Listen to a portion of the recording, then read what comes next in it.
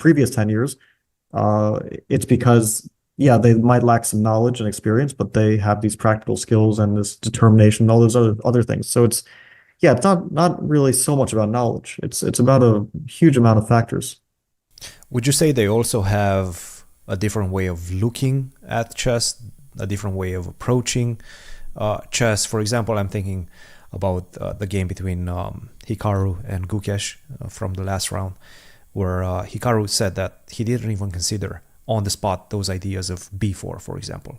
He missed the move rook to d1, which would have stopped b4 on the spot, but he missed that idea. He's never seen that idea. Do you feel like the new generation is looking at chess in a different way? And that question goes to you as well, Maurice.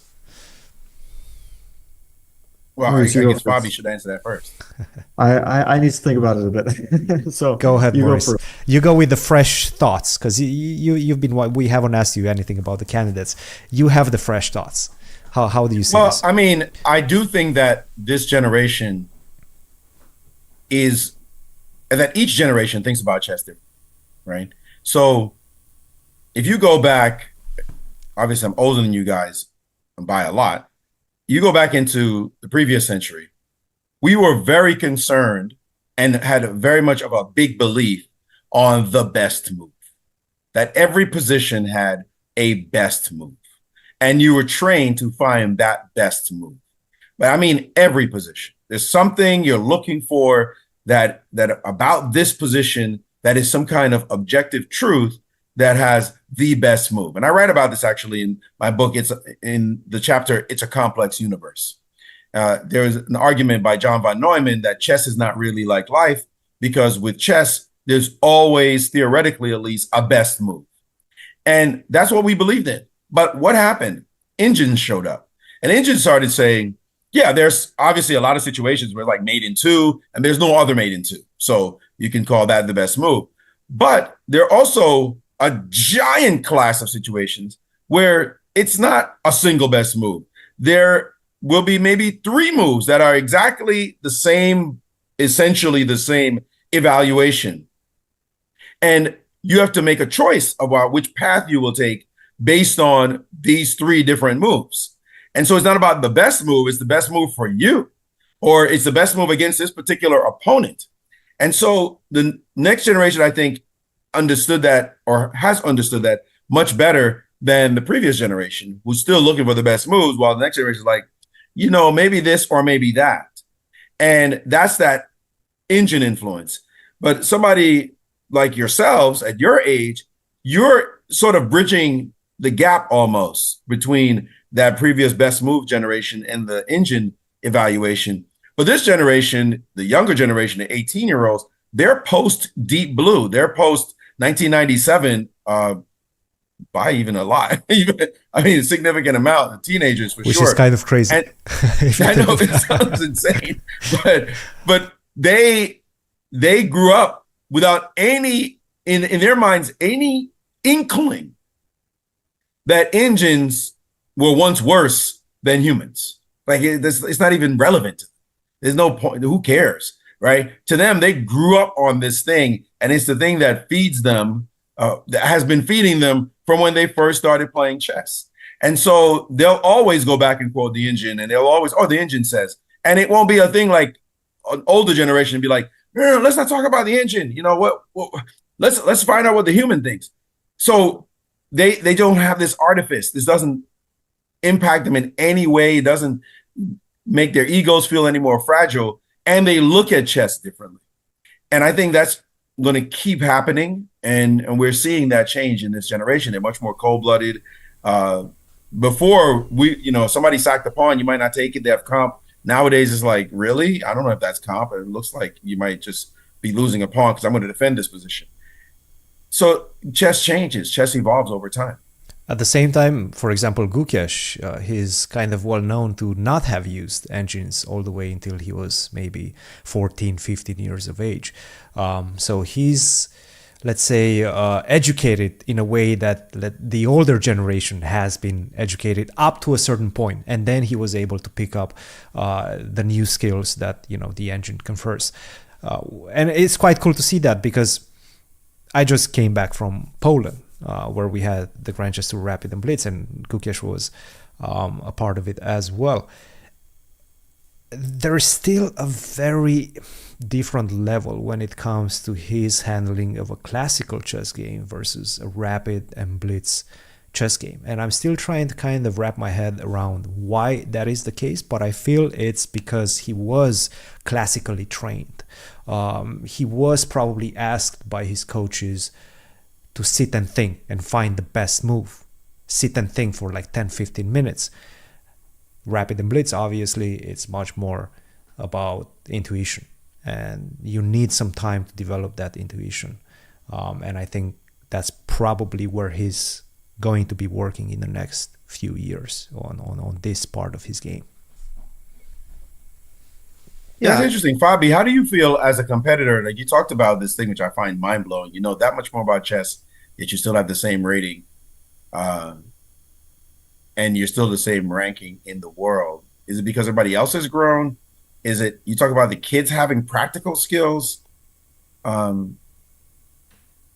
mean, you're 33 now? I'm 31. 31. Okay, so you're He's 31. not that old. So you're not, you know, it's like you make it sound like you're going out to pasture with these little kids who are coming along. I'm 33. So maybe that's you're the old guy. I'm the old guy, yes. Well, it's interesting because of course now we've kind of seen the young guys more or less catch up. So if you talk about, let's say, Noterbeck or Wesley, yeah, they're very similar ratings, and you probably wouldn't consider one of them stronger than the other, right? Very equivalent players, right? You can go down a list and you'll see a mix of the, let's say, my generation, who are all in their 30s now, and the young generation who are some in their teenage years, some around 20 or so, like Ali Reza, for example, who's already kind of seasoned, we could say. He's already been to 2 candidates, and everyone knows that he's been 2,800 or was 2,800 even 2 years ago or 3 years ago, whatever it's been.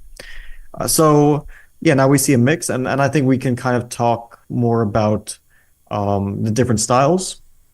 And that's why, like, I don't know if it makes sense to focus on one particular player because everyone has their own style.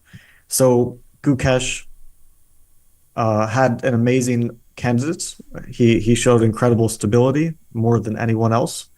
He had only one real weak moment against Ali Reza, and it is perhaps true that his style is uniquely suited for classical. That there was a time when people thought this about me as well, that, okay, I wasn't as good when I got low on time, but I was quite strong in classical. And I think like a part of that, especially when it comes to blitz, is that a lot of the results in blitz really come down to final seconds. So if you're like perhaps a bit panicky when you come down to seconds, as I sometimes tend to be, that can really negatively impact your results. And you have to find some like way to deal with that, because you don't want to just be blundering games away that you were doing great. And I saw this in some of Gukesh's blitz games. He's doing great. He has a great position, comes down to seconds, and things fall apart. And this doesn't happen to, let's say, Magnus or, well, it happens to everyone sometimes, but it happens less to, let's say, Magnus, to Hikaru. I would say those are the guys who, they get down to seconds, you know, you really see that they're maximizing their chances very often. So, and you take a player like Noterbeck, he seems to excel in this kind of like messy situations that naturally arise from blitz and rapid, sometimes also from classical games, but more so from blitz and rapid games, right? Just like complete mess, and somehow someone comes on top, and very often it's him. So everyone has their stylistic differences. From my generation, absolutely. I have definitely a very different style compared to Magnus, and compared to Wesley and other players. Everyone has their differences, right? So if we're talking about like as a whole, I think the interesting thing, and you mentioned this, I think it was very important when you mentioned like the pre-computer generation, and their philosophy was totally different. And I think we're going to see less differences between the, let's say, my generation, like the 30-year-olds, and the newer generation, because we already have that exposure to the computer. So we kind of have that similarity, which is that we weren't exactly taught by computers in the same way that these young guys were. I still do remember days when, it was you turn on an engine and it says complete nonsense because it says like, okay, E4, C5, white's winning. And like from my childhood, you just can't rely on the engines. But they were still there. And for a large portion of my career, most of my career, they were stronger than humans. Actually, the vast majority of my career, they were stronger. I think like the turning point was 2006, right? When Kramnik got destroyed by Deep Fritz. I forget which version of Fritz, maybe it was Deep Fritz 8, but one of those. And so yeah, the young guys, they do have, okay, we're all kind of dealing with this challenge because we're still all playing chess, but they're dealing with this unique challenge that the computer has already basically told you the entire truth in the opening, right? It will tell you if you know everything that the computer says, if you remember all your analysis, then you will get a good position with black in the opening and everything will be equal and everything is 0.00 objectively. That's what we understand now. There, as you mentioned, there's no best move. There's a variety of best moves, you could say. Like there's a lot of freedom of choice. But now they have to think, well, everyone knows this stuff, so how do I get ahead of other people? Because I still need to get an advantage. Like it's not enough to just make a draw. So how do I get ahead of my competitors? Which is a really challenging thing, but it's interesting to see how that will develop. As for this candidate was interesting, and the next candidates and the next cycle and like the most important events, it'll be interesting to see how people tackle that challenge. And actually, Maurice, you wrote about this in your book in non-traditional training ways. You have a chapter on that.